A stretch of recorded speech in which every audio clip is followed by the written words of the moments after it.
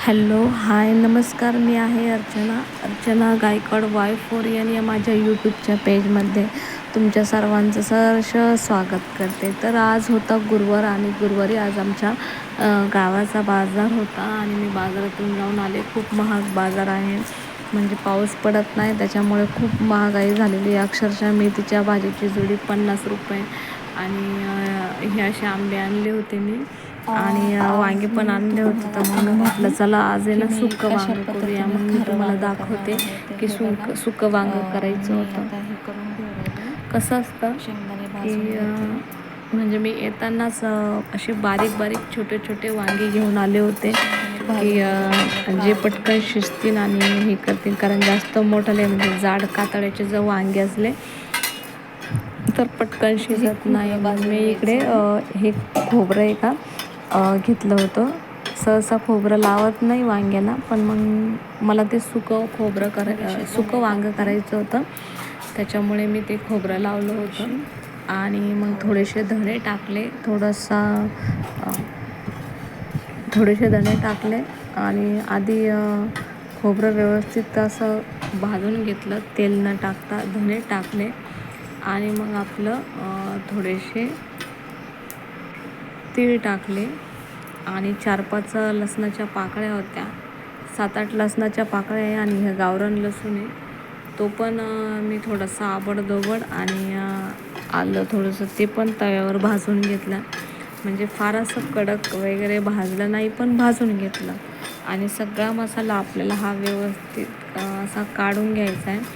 पण शेंगदाणे भाजताना थोडेसे व्यवस्थित भाजायचे, कारण शेंगदाणे थोडे जर कच्चे ठेवले तर त्याचा वास निश्चितच भाजीला लागतो. त्याच्यामुळे शेंगदाणे व्यवस्थित भाजून घ्यायचे. आणि मग त्याच्यानंतर काय करायचं, हे मिश्रण गार करायचं आणि मिश्रण गार केल्यानंतर याच्यामध्ये आपल्याला कोथिंबीर टाकायची. कोथिंबीर बारीक करून टाकायची.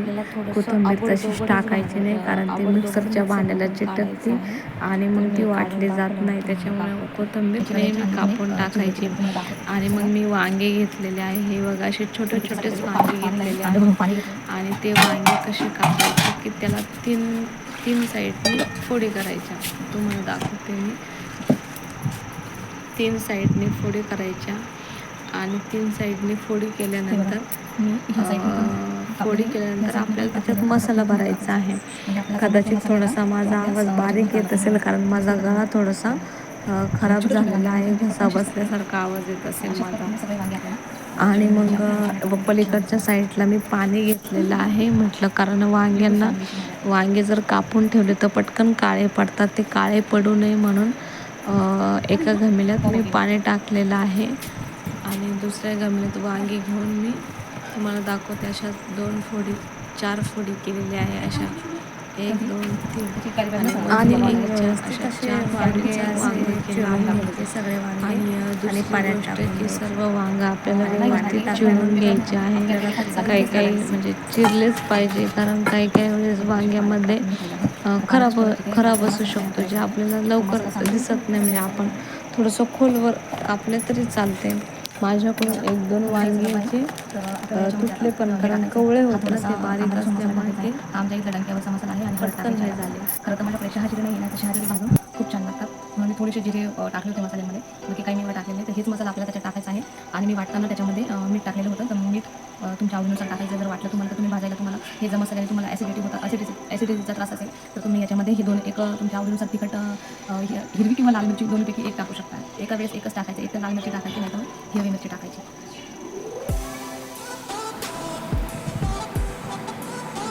आता हा मसाला मिक्सरमधून आबडधोबड वाटलेला आहे. म्हणजे आबडधोबड म्हणजे जास्त बारीक पण नाही आणि जास्त ठोसर पण नाही, मध्यम वाटायचा. आणि तो मसाला आता काढून घेतल्यानंतर काय करायचं, परातीमध्ये स्वच्छ व्यवस्थित काढून घ्यायचा आणि स्वच्छ पाणी घ्यायचं, एका ग्लासामध्ये घ्यायचं. आणि तो मसाला आता याच्यात काढून घेतल्यानंतर याच्यामध्ये आपल्याला लाल तिखट आहे, लाल तिखट तुमच्या आवडीनुसार टाकायचं. काही याच्यामध्ये मी तुम्हाला सांगितलेलं आहे कसं टाकायचं आणि कसं नाही. ते तुम्ही बघून घ्या आणि त्याचप्रमाणे टाका. व्यवस्थित काढून घ्यायचा आहे आणि थोडाच मसाला करायचा, जास्त काही मसाला करायचा नाही.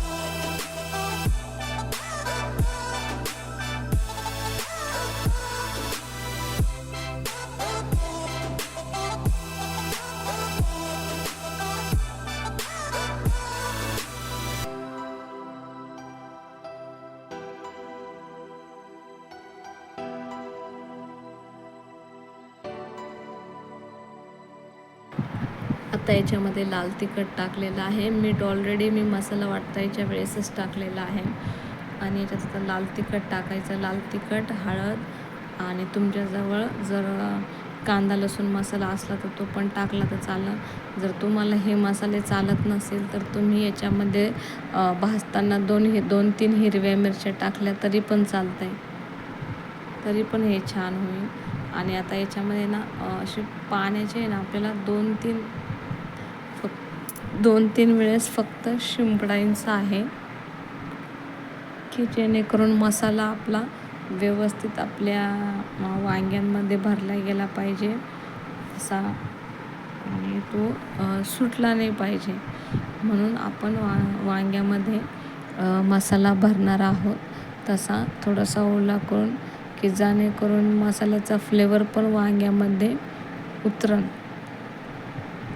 हे असं प्रकारचं वांगं मी खूप वर्षापासून करत आहे. माझ्या मुलांना खूप छान आवडतं हे वांगं. हे वांगं जर सकाळी करून ठेवलं तर दुपारपर्यंत शिल्लक राहत नाही.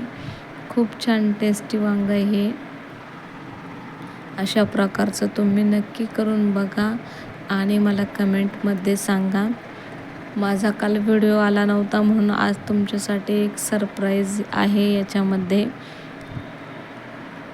आणि ही माझी रेसिपी तुम्हाला आवडल्यास लाईक करा, शेअर करा आणि सबस्क्राईब करा.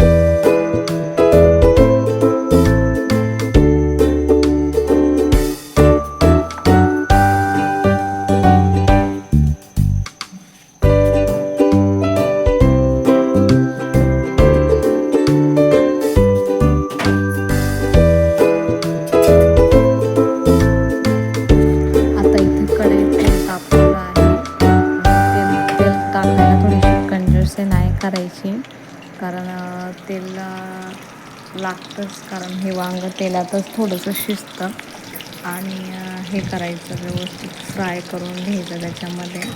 आणि आपल्याला ह्याच्यामध्ये 1 कप भरच पाणी टाकायचं आहे फक्त वांगं शिजायला, जास्त काही पाणी टाकायचं नाही.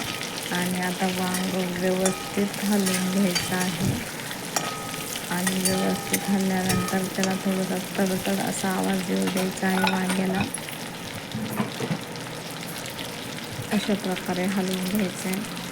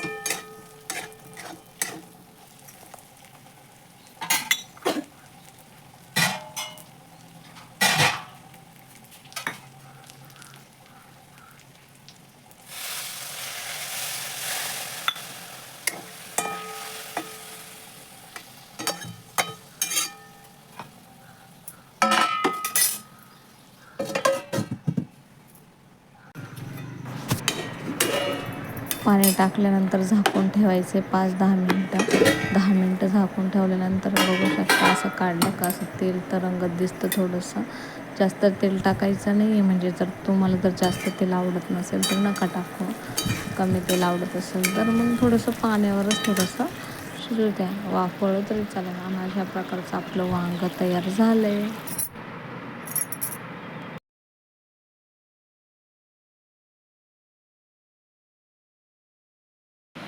पाऊस काही पडत नाही आहे, भरपूर ऊन आहे, पक्ष्यांची चलबिचल चालली.